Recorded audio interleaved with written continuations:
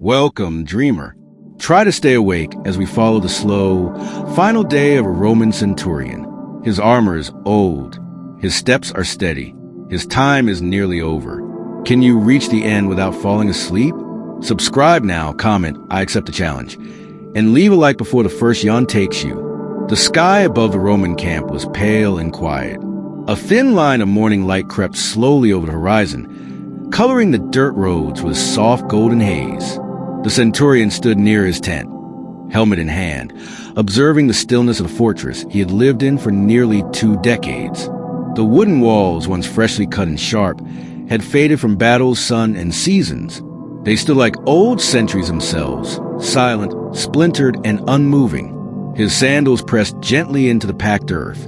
He did not march today. No drills, no barking orders, no shield formations or practice routines. Today, the morning was his.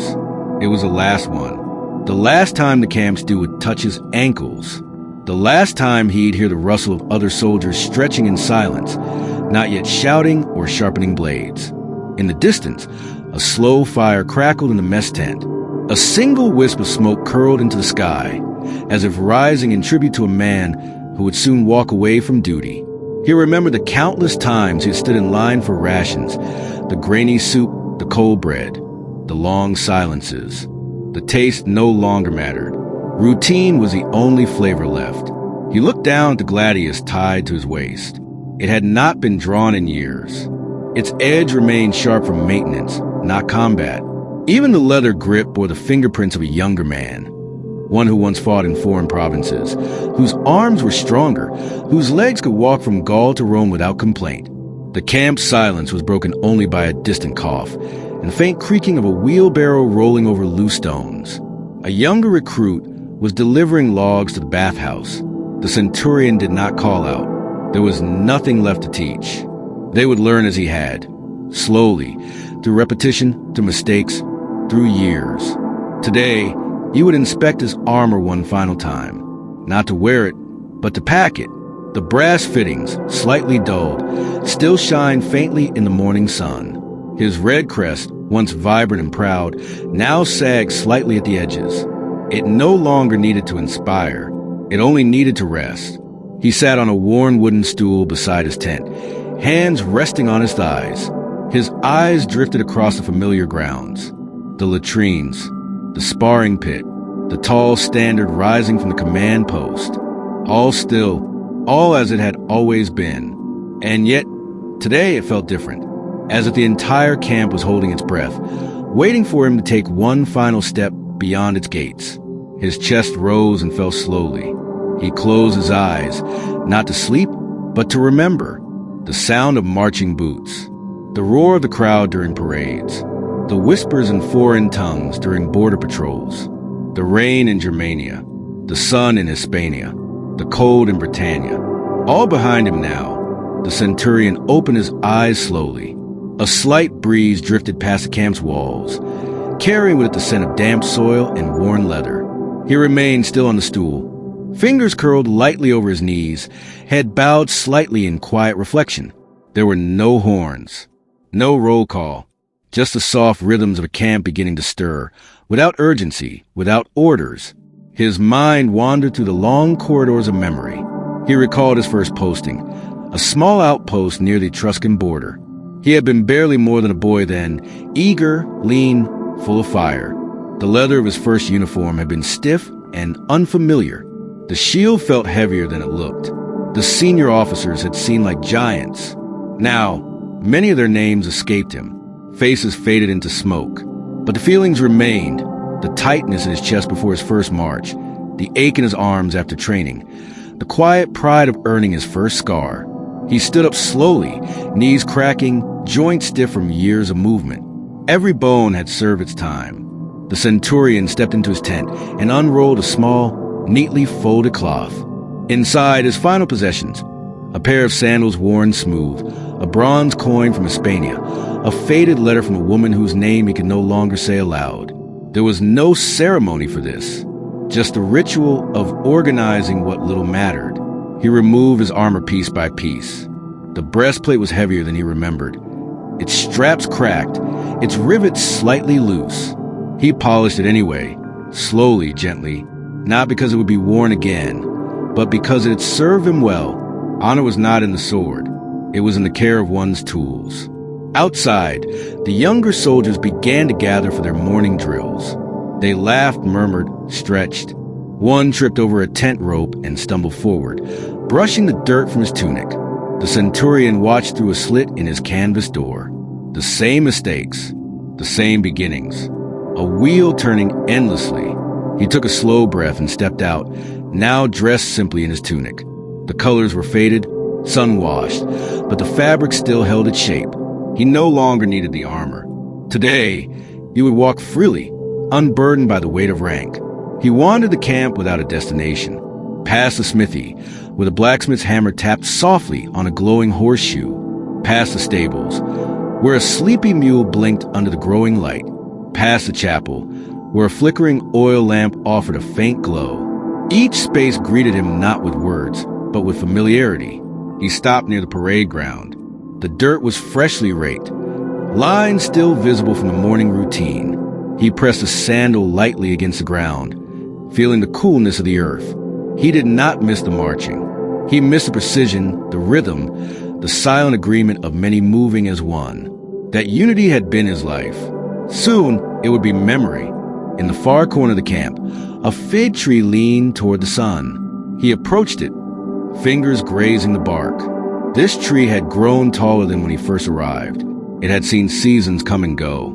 It had seen men arrive fresh-faced and leave with graying beards. Now it watched him. He placed his palm against the trunk and let his eyes drift close again. No fanfare, no farewell speech. Just quiet, just the slow turning of time. And in that stillness, he felt the first true breath of freedom. The Centurion's hand lingered on the rough bark of the fig tree. The texture reminded him of old leather, a surface worn by time, not neglect. Beneath his fingers, he imagined the slow flow of life inside the wood, the quiet, patient strength it took to remain still through storms, heat, and frost. This, he thought, was the kind of endurance soldiers rarely understood until after the battles. He turned away from the tree and walked along the perimeter of the camp. The wooden palisade stood tall but weathered, its beams slightly bowed with age. He traced one post with his fingertips, noting each splinter like the wrinkles on his own hands. These walls had protected generations of soldiers. Now they would protect others. New names, new memories. The road outside the gates would lead him away. But he wasn't ready to take that step just yet. Instead, he stopped near the small shrine tucked into the edge of the parade ground. It had been built many years ago. Stones stacked carefully, marked with offerings of smooth pebbles, coins, and bits of cloth. He knelt before it, not out of obligation, but out of respect for habit. Routine had a rhythm deeper than prayer. He did not whisper. He did not ask for anything. He simply bowed his head, letting silence be the only offering. The shrine accepted it, as it always did. From the main path, the faint clang of sword on shield began. The younger soldiers were running formations, echoing the drills he had once led. The calls were sharp, but their discipline lacked the crispness he used to demand. He smiled faintly. They would learn. Time was the strictest teacher of all. He rose and walked toward the storage tent. Inside, stacked neatly on wooden shelves, were the unused weapons, spare sandals, extra shields. He passed them slowly, brushing his fingers over hilts and straps. Each item told a story, though it had never been used. He paused before an unopened chest marked with faded red ink. Inside, wrapped in linen, lay a ceremonial cloak, a gift from a general long since dead. He hadn't worn it in years. Today, he would fold it and leave it behind.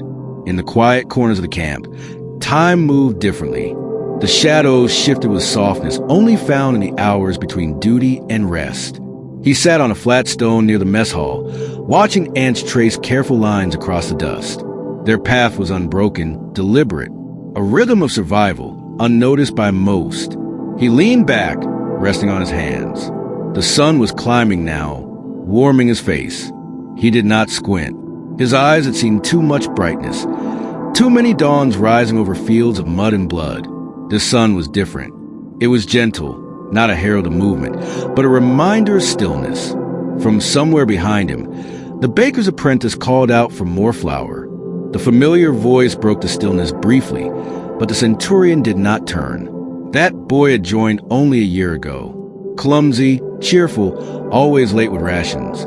He would grow. Everyone grew, given time. He thought of writing a letter. To whom? He wasn't sure. There were no children waiting, no wife lighting a hearth. His name would fade like those before him. But names were not the measure of a life. Routine was. Duty, the quiet consistency of showing up day after day, without complaint. He remained seated for a long while, letting the warmth of the stone beneath him soak into his body. His breathing slowed. The sound of the camp faded to a distant hum. He was no longer the Centurion. He was a man at rest, and for now that was enough. Later that morning, the Centurion returned to his tent. The canvas flap creaked gently as he pushed it aside. Inside, the light filtered through a small slit near the roof, casting thin golden lines across the dirt floor. Dust motes danced lazily in the air. Everything was as he had left it, orderly, efficient, unchanging. He sat beside his travel pack, fingers moving with practiced ease as he adjusted the straps. Every soldier learned to pack without waste. Every item had a place, and every place had a purpose. He folded his cloak slowly, lining up the edges. His sandals were tucked beneath a roll blanket. A small flask of olive oil nestled beside a worn whetstone. The movements came naturally, as if muscle memory held its own form of farewell. Beside the pack lay a piece of papyrus, mostly blank. Only the first line had been written long ago, to the one who follows. He had meant to finish it years earlier, to leave behind something useful. But as time passed, the urgency faded. What could be said that hadn't already been lived? The lessons were not in words, but in the silence of routine, in the quiet observations of camp life, in the way a man carried himself during rain, hunger, or uncertainty. He left the paper untouched. Outside, a bird landed near his stool. Its small claws gripped the wood carefully. It tilted its head once, then flew off. The moment passed without meaning, and yet it felt right. Simple, fleeting. He stood and stretched his arms overhead, his joints clicking softly. A breeze passed through the camp, lifting the edges of tents, rustling the sparse grass, carrying the smells of cooked grain and oiled metal. He walked slowly, deliberately, toward the stables. The animals stirred as he approached. The donkey in the far stall brayed once, low and tired. It was the same animal that carried his gear during the last campaign, slow, stubborn, but sure-footed. He reached out and touched its neck. The fur was coarse, the heartbeat beneath it steady. He smiled faintly and moved on. A stable boy, barely old enough to hold a brush, glanced up from his work. The Centurion nodded once. The boy returned the gesture and resumed brushing a mare's flank. No words passed between them. There was no need. Past the stables lay the old training yard. The dirt here was dry and cracked, marked by years of footsteps and falls. He entered through the open gate and stood near the center. The echoes of past shouts, of wooden swords clashing, of bark commands seemed to hang in the air. He closed his eyes, letting memory blur into present. He remembered instructing a recruit on footwork, repeating the same steps over and over until instinct replaced thought. He remembered standing over a fallen soldier, checking if breath remained. He remembered laughing once, just once, when a helmet fell off mid-duel and rolled into a cookpot. The yard held more than training. It held pieces of lives, pressed into ground like hidden stones. He bent down and picked up a splintered practice blade. Its tip was worn smooth from years of use. He turned in his hand, then placed it back where he found it. There was nothing left to take. He exited the yard and walked toward the northern wall. The main gate stood closed, its hinges old but strong. Beyond it lay the road, dusty, narrow, and sunlit. It led down to the river, then up into the hills, then on to places he hadn't seen in decades. He paused near the gate, but didn't reach for the latch. Not yet. He turned away from the gate. The world beyond could wait. There were still corners of the camp he hadn't visited, still routines that deserved one last pass. He walked slowly along the barracks, his steps light, his hands brushing the stone walls as he passed. These halls had once echoed with laughter, with complaints, with whispers in the night. Now, only the faint creaking of timber accompanied him. He paused by a window where the sun angled through the slats, painting long golden lines on the floor. Dust drifted in the beam, swirling gently. The room smelled faintly of wool, leather, and earth, a familiar smell, one he would miss, though he wouldn't say so. Inside one of the rooms, a pair of boots sat neatly beside a cot. A tunic hung from a nail. The occupant was out training, or maybe eating. The Centurion didn't enter, but he stood there for a while, looking in. It was the same kind of room he'd lived in as a young soldier. The layout hadn't changed. The silence hadn't changed. He moved on. At the far end of the camp stood a line of trees, planted many years ago as a barrier against the wind. They had grown taller, thicker, and older. Like him, he walked among them, letting his fingertips graze the leaves. The shadows here were cooler, softer. He could hear the wind rustling through the canopy, like a distant voice repeating an ancient song. He sat beneath one of the trees. The roots made for a comfortable seat. Above him, the branches swayed gently. He leaned back, watching the gaps of sky move between leaves. His breathing slowed. His heartbeat matched the rhythm of the breeze. His body, once trained for action, now longed only for stillness. A bee buzzed past his ear. He did not move. It circled once, then disappeared. Somewhere in the distance, a dog barked. A smith's hammer tapped once. Then silence again. The world continued, patient and quiet. He reached into the small satchel at his side and pulled out a stone. Smooth, black, and unremarkable. He had picked it up on a march in Dacia, years ago. At the time, he had simply liked the feel of it. It had traveled with him ever since. Now he placed it gently beneath the tree's trunk, pressing it into the dirt.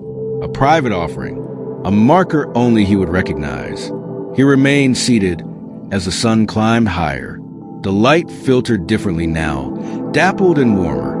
He rested his hands on his knees, palms up, fingers relaxed. He felt no urgency, no final task to complete, only the sensation of the moment. He thought of the road again. How many roads had he walked? How many miles left behind him? The gravel beneath his sandals, the mud in spring, the dry crackle of heat in summer. Roads never ended. They just turned, faded, or changed names. He stood at last, brushing the dust from his tunic.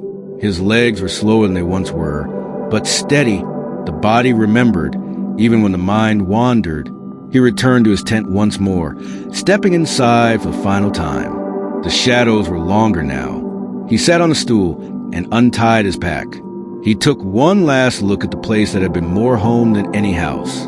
The folds of the canvas, the way the light cut across the floor, the smell of dry rope and worn sandals.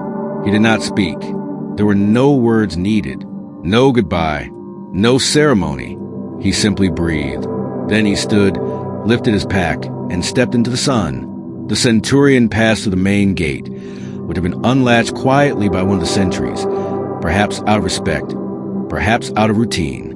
The wooden door stood open, allowing a gentle breeze to sweep through the gap. No horn sounded, no banner waved. He stepped onto the road not as a soldier, but as a man once known by rank, now anonymous again. The path ahead was dry and curved softly along the base of a low hill. Grass grew unevenly along its edges. A small lizard darted across the stone. The silence of the countryside was different from the silence of camp. It was deeper, less structured, more fluid. Birdsong echoed from somewhere in the distance, simple, bright, fleeting. He adjusted the strap of his pack and walked with the steady rhythm he had learned years ago. Long stride, even pace, no haste. His body moved with familiarity, like the path was part of him. The dust rose lightly with each step, but settled almost immediately, as if reluctant to mark the trail he left behind. Fields stretched out at either side, dotted with olive trees, stone markers, and the occasional patch of wildflowers. Far off, he could see a shepherd moving slowly behind a flock. The white of the sheep contrasted against the faded green of the hillside. The shepherd did not look up, and the Centurion did not wave. The sun was warm now, resting heavily on his shoulders. He pulled the brim of his cloak higher to shade his face. The weight of the fabric was oddly comforting, a constant, like the weight of a shield once was. He had forgotten what it felt like to walk without a destination. For years, every journey had a mission. Every stop was recorded. Every order followed. Now, the only order came from within. He passed a crooked milestone partially buried in grass. The inscription was faint, nearly worn away by rain and time. He paused and ran his fingers along the grooves, trying to feel the words rather than read them. His hand rested there for a long moment before he moved on. A stream ran parallel to the road further ahead, cutting through a narrow dip in the land. Its water moved slowly, trickling over smooth stones. He knelt beside it, cupping water in his hands and drinking in silence. The taste was clear, with a faint metallic tang, a welcome simplicity. He washed his face, letting droplets cling to his beard. The coolness settled into his skin, anchoring him in the present. Then he sat beside the stream, elbows on knees, watching the current pass.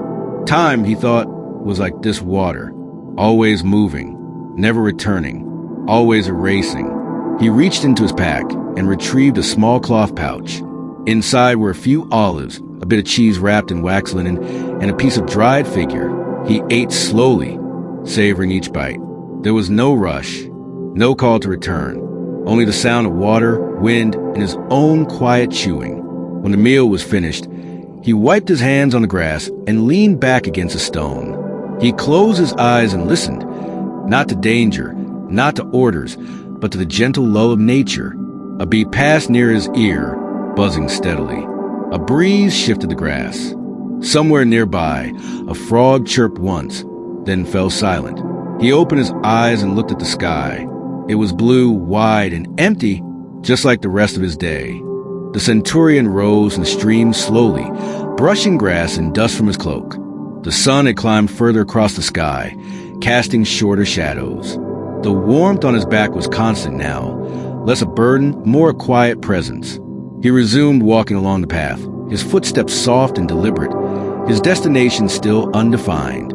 He passed a low stone wall, half collapsed, its original shape long lost to weather and time. Wildflowers had taken root between the cracks, blooming without pattern or purpose.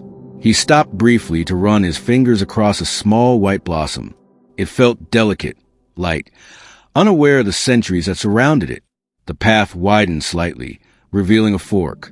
To the left, the road descended toward a village, barely visible in the haze, marked by faint rooftops and a rising curl of chimney smoke. To the right, the road ascended gently into the hills, winding behind a line of cypress trees.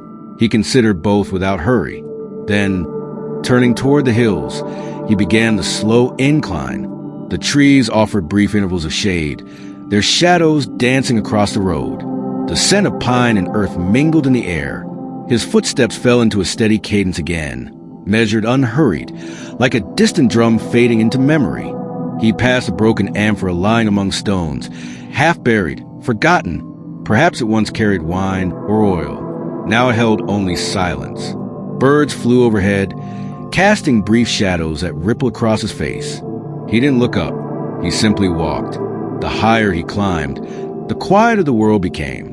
Sounds from the distant fields faded, replaced by the soft scrape of sandal against dirt and the occasional rustle wind through dry leaves. Time slowed. Thoughts softened. His memories flickered in fragments. Faces blurred by distance. Names softened by forgetfulness. Yet the feelings remained. The pride of command, the ache of loss, the rhythm of days filled with repetition and quiet obedience. At the crest of the hill, he found a flat stone large enough to sit on. He lowered himself with care, legs stretched out before him. The valley below stretched far and wide. Patches of farmland, clusters of trees, a thin ribbon of road. The world felt distant, like a painting slowly losing its edges. He pulled from his pack a small leather-bound object, an old wax tablet, its surface mostly blank. He had carried it for years, rarely writing, always intending to. Now, with the flat of his thumb, he smoothed the wax. He held the stylus between his fingers for a moment, then placed it down beside him. Some thoughts were not meant to be written. Some stories didn't need an ending. Instead, he watched the wind move through grass, bending it in soft waves.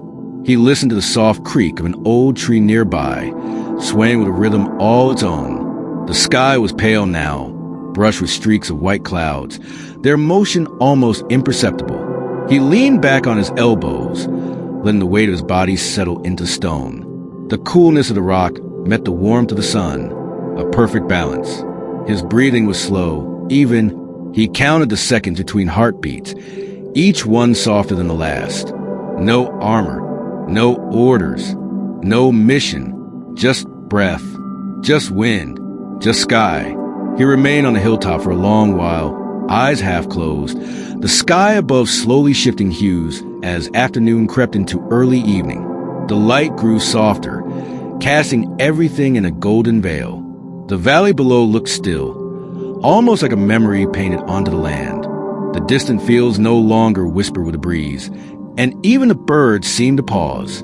The Centurion shifted his weight slightly, feeling the ache in his knees and the firmness of the stone against the spine. It was not discomfort. It was just the body reminding him that it was still here, still holding him steady.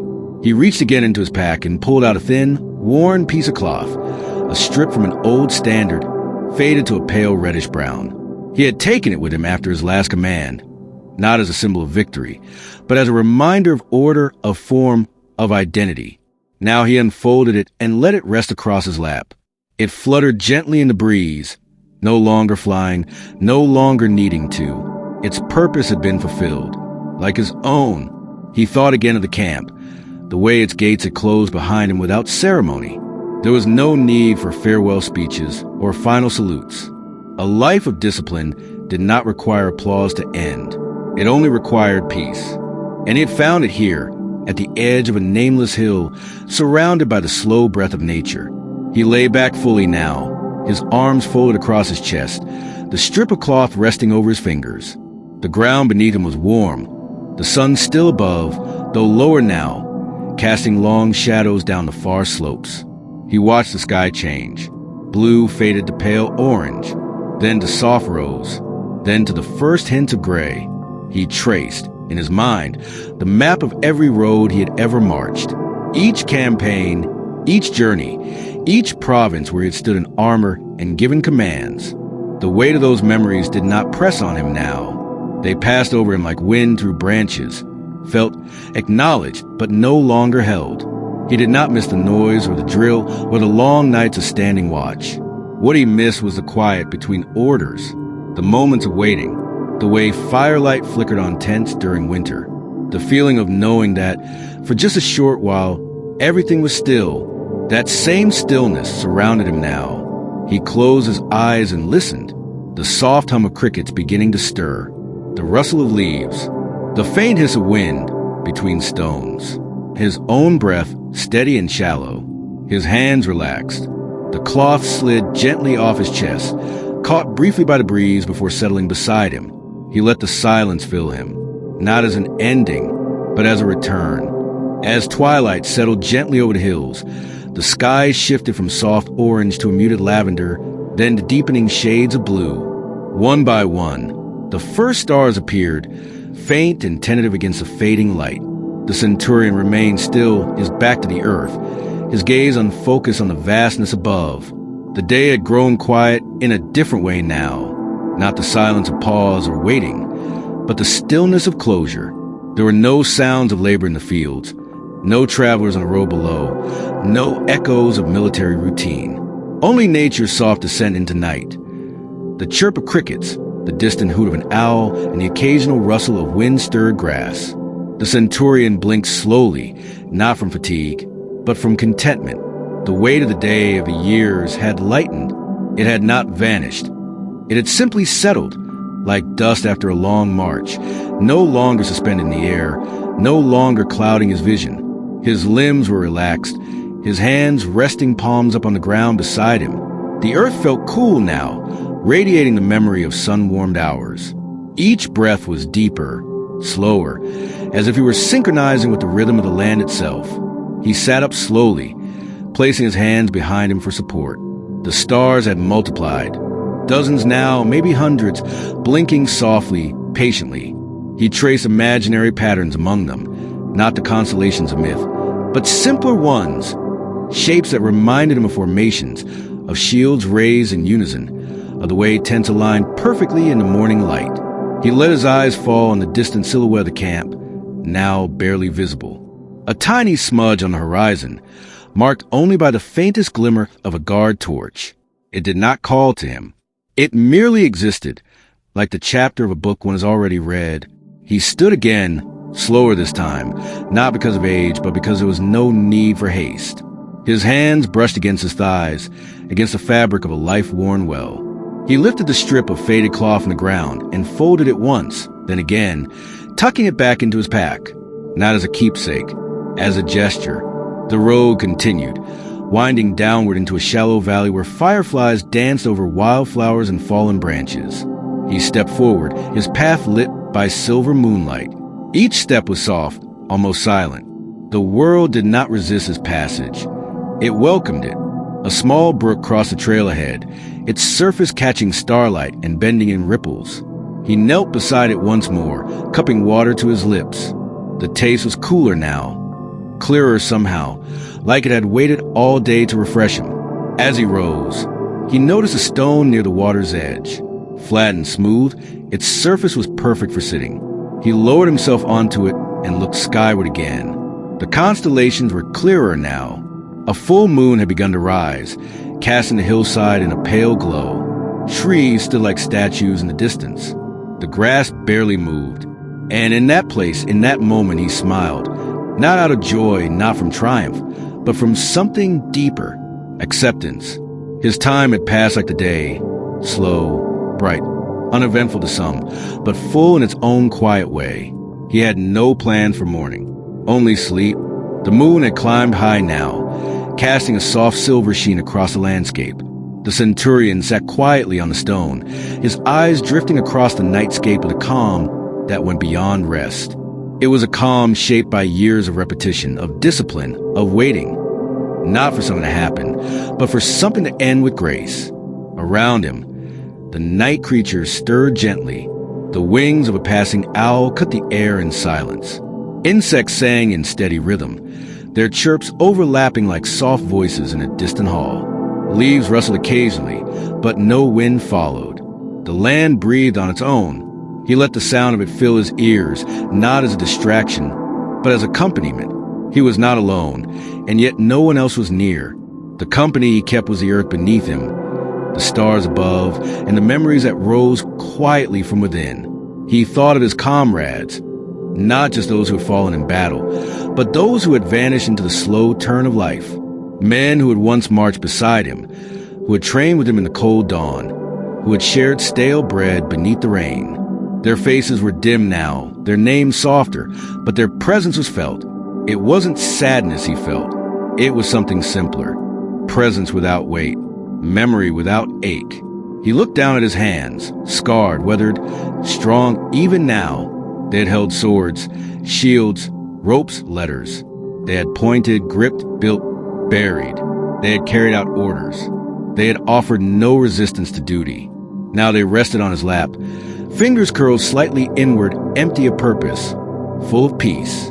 He reached into his pack one final time and pulled free a small bundle wrapped in linen.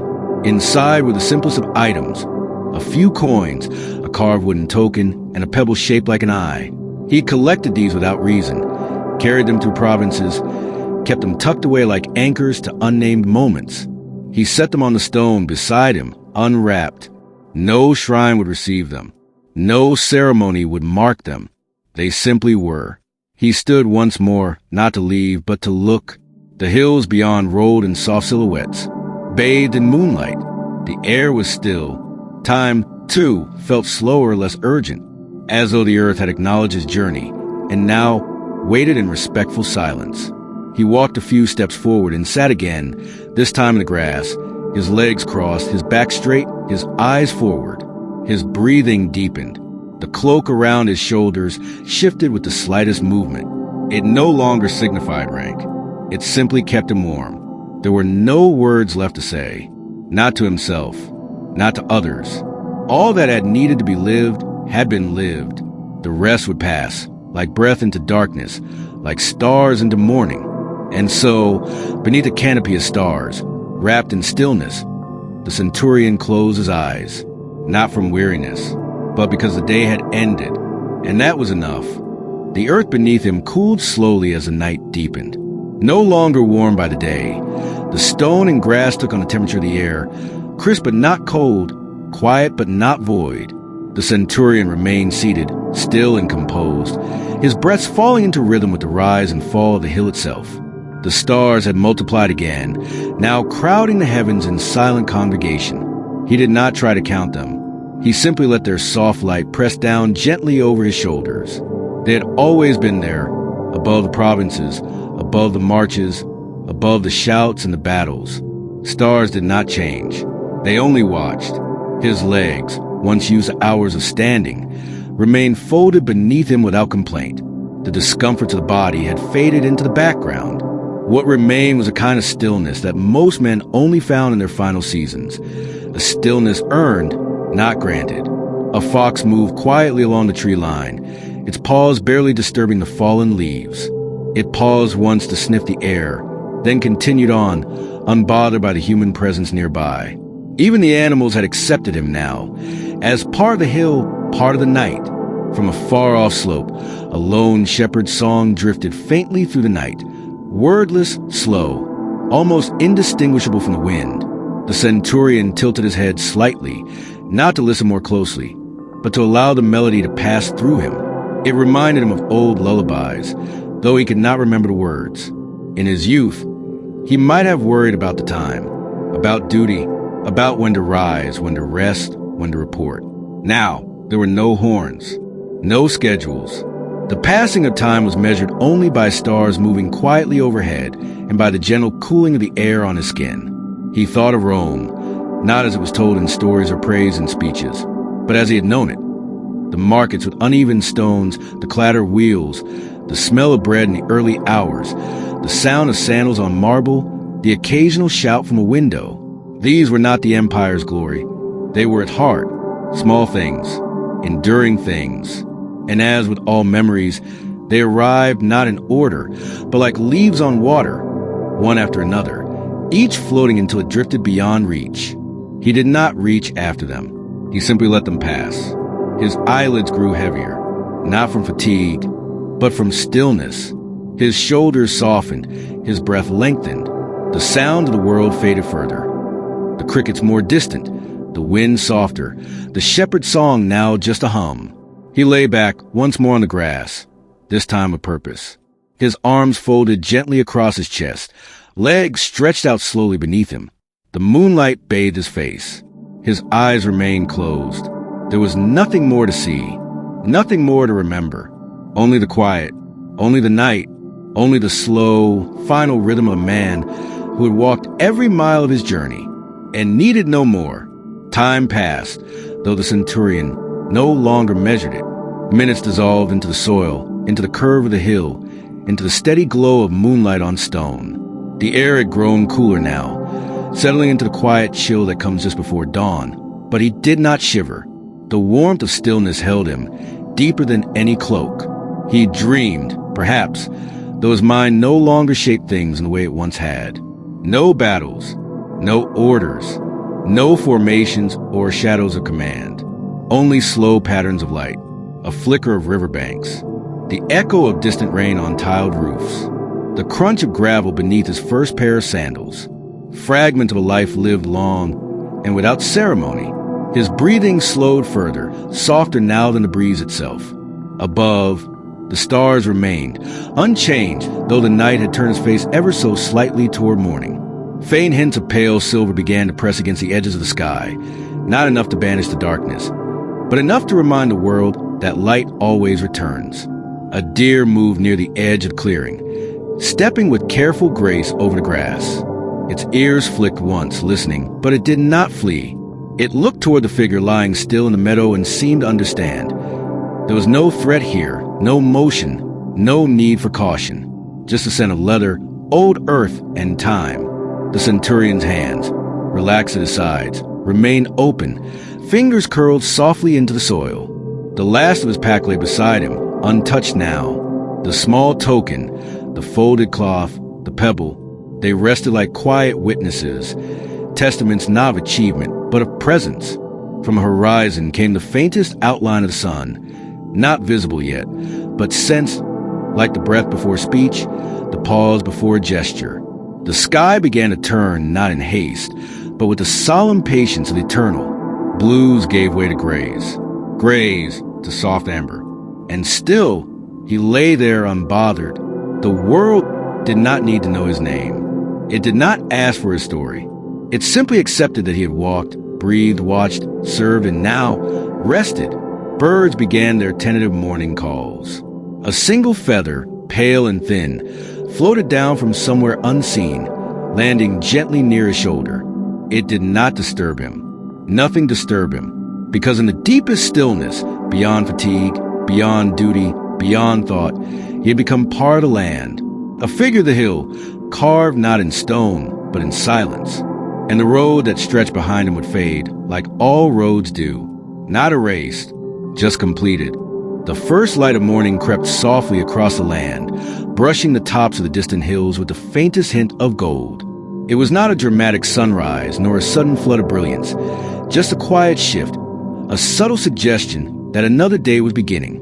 The Centurion, lying where night had left him, remained untouched by the light. The world moved carefully around him, as if acknowledging that this figure, this life, had earned a moment of stillness that even the sun would not interrupt. A small group of birds landed nearby, hopping among the grass and turning over leaves with delicate beaks. They chirped softly, cautiously, sensing the stillness of the hill and choosing not to break it. Down the road, a cart creaked into motion. Far off, distant, the sound nearly lost in the softness of morning air. Someone beginning a new journey. Someone unaware of the one just completed above. The wind changed direction briefly, carrying with it the scent of olive trees and damp earth. It swept gently over the Centurion's cloak, rustling the fabric like the pages of a book closing for the final time. The cloth did not resist. It simply settled back into place, heavier now with dew. The old pebble, the token, and the strip of cloth near his pack were damp as well, their edges softened, their shapes blending more fully into surrounding grass. Soon, they would be hidden from view entirely. Not forgotten, just returned. On the edge of the clearing, the deer reappeared, pausing for a long while before stepping forward once. Then twice, closer to the still figure. Its breath steamed faintly in the air. The animal's eyes were wide, alert, but unafraid. It bent its head slightly, then turned away and disappeared again into the trees. No one came to claim the man. There was no marker placed, no announcement made. And still, the sun rose. The valley below warmed. The cart down the road moved on. The birds flew to a new tree. The insects resumed their gentle hum. And above it all, the Centurion lay as he had chosen. Neither hero nor ghost, simply a man who had marched long enough to stop. The path he'd walked was no longer behind him. It was within him. Each command, each crossing, each wound and word and whisper, they were part of the land now. Not written in history, but in soil and stone and the silence between dawns. And as the light grew stronger, stretching across the fields and pastures, illuminating farms and fences and hillsides far beyond sight, the world moved on gently, steadily. Not because he was gone, but because he had finished. The sun was fully above the horizon now, though still soft in the descent, casting long, gentle shadows from trees and stones across the hillside. Morning settled in with quiet confidence, painting everything in pale gold and silver blue. The world didn't rush forward. It unfurled, like a scroll being opened one careful inch at a time. Where the Centurion lay, the grass swayed slightly, each blade catching droplets of dew that shimmered briefly before slipping back into the soil. His cloak, now damp and heavy with moisture, clung to the contours of his still form. It did not appear unnatural. On the contrary, it seemed as if he had always belonged there. Insects traced delicate paths across the stone where he had once sat. A small spider spun a new thread between two blades of grass beside his pack. Nature, in its slow and methodical way, resumed its routines, undisturbed by the presence of a man who had simply stopped. On the lower path, the cart that had once creaked in the distance now rolled slowly into view. It was led by a pair of oxen, their hooves soft against the roadbed. The driver, a man of no great urgency, wore a faded tunic and a straw hat. He hummed a song without melody, without beginning or end. As he approached the place where the side trail curved toward the hillside, the driver paused. He glanced upward briefly, shielding his eyes from the morning sun, and caught a glimpse of a figure atop the slope. He saw no movement, no gesture, just a shape, a presence. And yet, something in that stillness told him all he needed to know. He did not call out. He did not climb to check. He simply nodded once, a silent greeting, or perhaps a farewell, then guided the oxen forward once more. The sound of the cart faded, swallowed by the hills and the soft calls of birds above. The centurion's breath no longer moved his chest. His fingers no longer curled into the earth. His eyes remained closed, not in sleep, not in vigilance, but in peace. All around him, the land began its quiet work. The sun dried the dew from the grass. The wind carried the scent of crushed herbs and pine. The birds resumed their songs in earnest, announcing the day to one another in bursts of cheerful rhythm. And still, there was no interruption, no change in the rhythm of the world. Because in this moment, everything was as it should be, not remembered, not forgotten, just present. The Centurion had reached a place beyond roads, beyond duty, beyond time, and in doing so, had become part of something older than a republic, older than empire. A man who had walked long enough that rest was no longer an ending. Time drifted on, uncounted and undisturbed.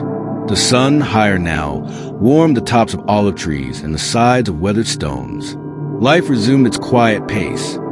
Insects in the brush, birds in the branches, leaves bending under the weight of light and air. And there, in the stillness of the hill, the Centurion remained, a silhouette of rest against a tapestry of morning.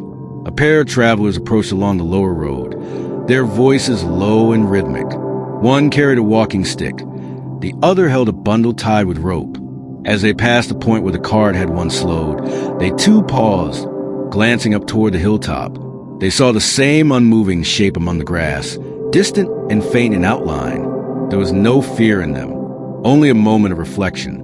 Then they bowed their heads, as one might do before an ancient tree, or shrine without name, and moved on. The hill was not a place of sorrow, but of reverence now, a quiet monument that did not need stone to be known. The wind moved again, changing direction ever so slightly, rustling to the Centurion's cloak and sweeping across the meadow. It lifted the smallest edge of the folded strip of cloth near his pack, causing it to flutter once, then settle again. Even in rest, the signs of his life continued their gentle shift back into the earth. Somewhere behind the distant hills, a dog barked, short and clear, a call of morning, answered by no one in particular. A bird took flight in response, soaring in a slow arc above the treetops, wings catching the wind with a soft hiss. A child's laugh echoed faintly from a valley. It carried with it the purity of play, of movement, of beginnings. The sound reached the hilltop, passed over the Centurion, and continued on without resistance. He did not hear it, but the world heard it for him. The meadow's grass continued to grow beneath him. The stones beneath his body cooled and warmed with the cycle of the sun. The trees grew slightly taller each day, their roots extending into quiet, ancient soil. Seasons would come. Leaves would fall and return. Snow might someday cover the hill. Rain would soak the grass, and morning fog would drift low across the road. And though no one might climb the hill to speak his name aloud, those who passed would still feel the shape of him there, the stillness he had left behind, not in form, not in body, but in presence, the kind that lingers even after the man is gone, the kind that becomes part of the hill itself. Years passed like shadows lengthening with the sun. The path near the hill wore thinner as fewer feet passed it. Trees thickened along the edges of the road. Vines crept slowly up the stone where the Centurion once sat. The token he had left beside his pack was soon covered by fallen leaves, then soil, then time. No monument marked the spot, no inscription carved into marble. Yet the hill remained unchanged in one important way. It held stillness, the kind of stillness that can be felt without being named, a quiet space where the world paused, ever so gently without instruction. Children sometimes played near the lower trail. Some of them claimed to feel something on the wind as they neared the slope, an unspoken hush, a sense that they should speak more softly or walk more carefully. Others left small trinkets at the foot of the hill, a rounded pebble, a carved stick, a folded flower pressed into dry grass. No one told them to. They simply did. In time, a shepherd made it part of his route, not for convenience, but because the hill gave him peace. He stopped there often, not speaking, not praying, just resting in the shadow of its slope. When asked why, he shrugged. "It feels honest," he once said, "like someone listened here for a long time." Storms came and passed. The wind pulled branches from trees and scattered them across the slope. Rain pelted the soil, and frost turned the grass brittle. Yet every season, the hill returned to form calm, unchanged at its core. Even birds seemed to linger longer when flying past, circling once or twice before continuing on, not in reverence, perhaps, but in recognition of something set deeply into the earth, like roots without trees. Generations shifted. New roads were built elsewhere. The trail became a footpath, then barely a line, but some still walked it. The quiet ones, the ones who carried questions instead of speeches, the ones who did not need answers, only the sense that something had ended well. And when they reached the top of the hill, they found nothing. No marker, no grave, just a gentle curve of land, the rustle of tall grass, and the openness of sky. But that was enough. Because even if they didn't know why, even if they had never heard the story, they understood. Some part of them, old and quiet, recognized the echo of discipline, of patience, of a final breath taken without fear. A story that did not end with a last word, but with stillness. And in that stillness, everything else became clear. There came a time when no one remembered the camp at all. Its walls had long rotted away. Its drills no longer echoed by marching feet. The fields where legions once trained were now patches of wild herbs and wandering deer. The map makers had drawn new borders, new cities, and the name of the province had changed more than once. But the hill remained. It did not need memory to persist. It did not require stories to justify its silence. It simply existed patiently, quietly, rising from the land with the calm certainty of something that had fulfilled its purpose. Once in a rare while, an old traveler with tired eyes and worn boots would find his way up the narrow slope, not because it was marked on any path, but because something had led him there. He would sit beneath the same tree that had grown stronger with the years, and he would breathe. He might not speak, but he would feel it, the gentleness of the air, the weightlessness of thought, the sense that here, the noise of the world could not reach him. The wind would play through the branches above. Leaves would flutter like slow applause, and in the quiet, he would recognize a stillness not of absence, but a completion. He would leave a stone, perhaps, or simply press his palm into ground, eyes closed, and then he would go lighter than before. The hill asked for nothing. It gave only space.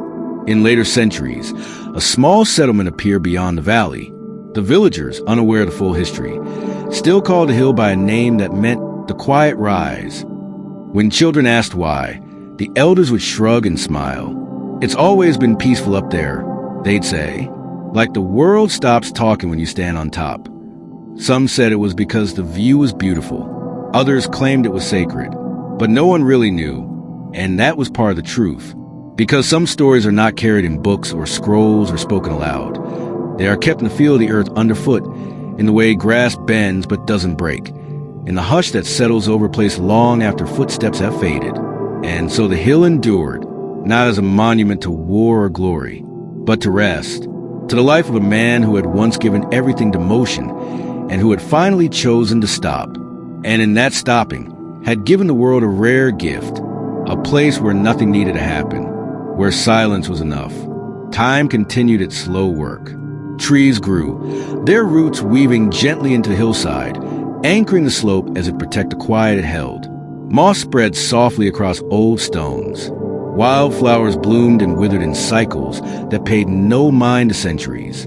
Rain smoothed the soil, wind combed the grass, and snow blanketed the hill with the kind of silence that only winter understands.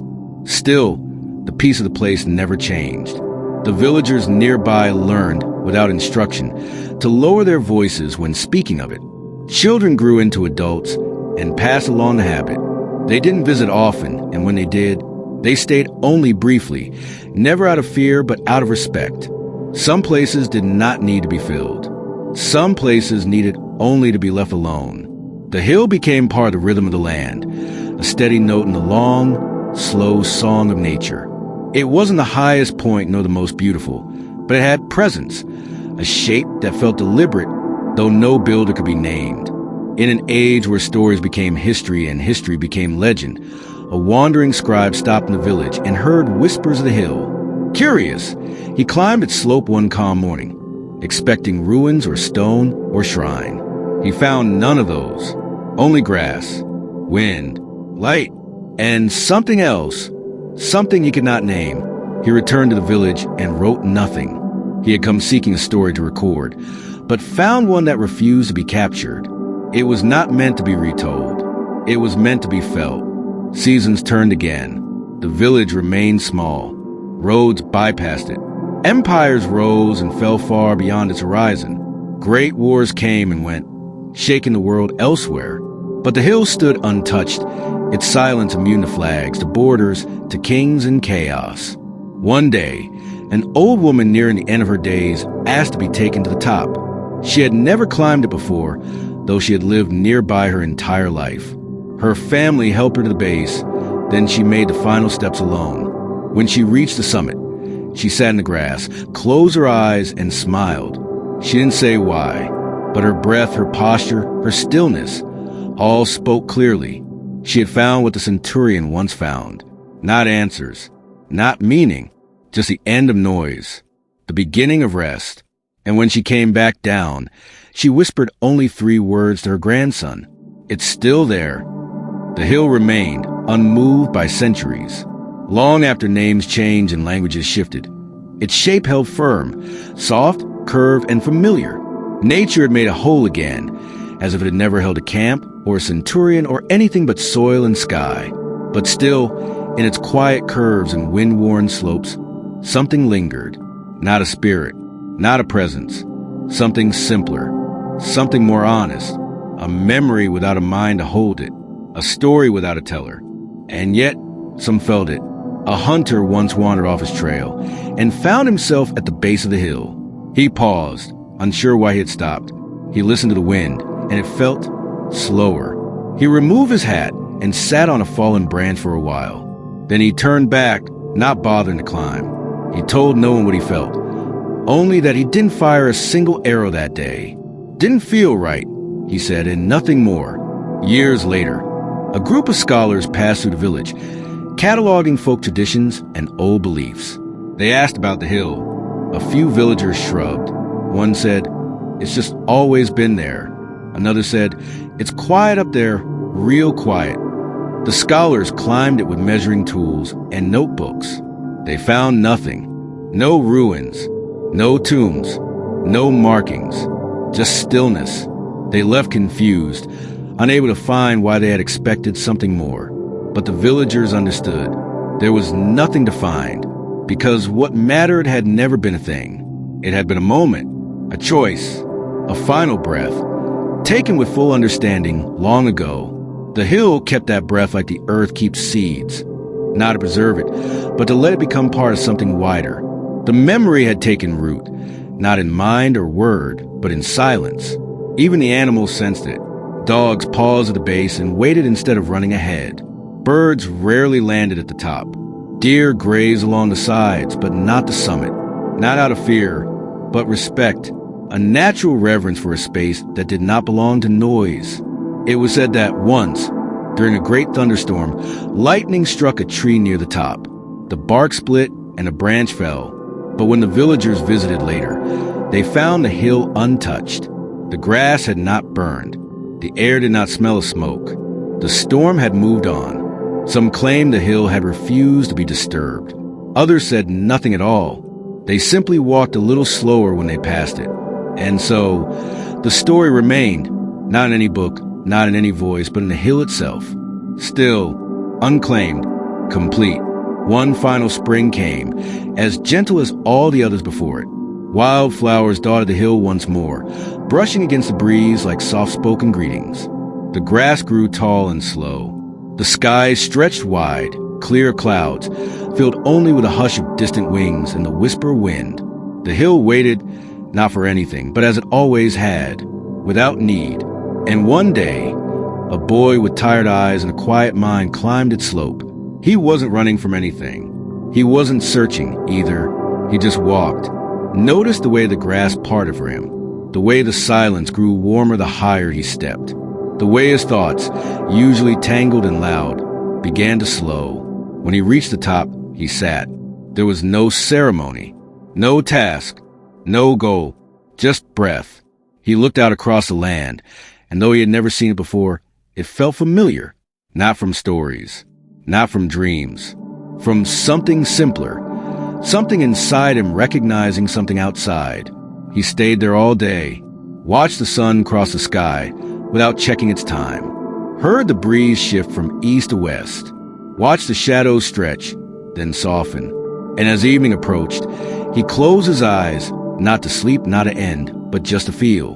And when he rose again, hours later, he turned once, looking back. He did not speak, but in his heart, he knew. He had not found the story of a soldier. He had found the place where a soldier had chosen to stop being one. And that was the end of it. Not with a cry or a monument or a final line, but with stillness, with peace, with the kind of silence that welcomes rather than closes. He walked back down the hill, not with answers, not with revelations, but with calm. And that was enough. The hill watched him go, as it had watched so many pass. It did not change. It did not ask to be remembered, because it had already become what all things become in time, a part of the earth, a breath returned to air, a story that needed no voice, just space, just quiet, just sleep. If you're still awake, you're rare. Most don't make it this far. But if you did, you've just walked the final steps of a Roman centurion, through silence, memory, and peace. Comment, I reached the hill, so I know you're one of the few. Leave a like if the story helped you rest. Subscribe for more slow, uneventful journeys through history's quietest moments. Ready for your next bedtime adventure? Good night, traveler. And may your sleep be as deep as the silence on that hill.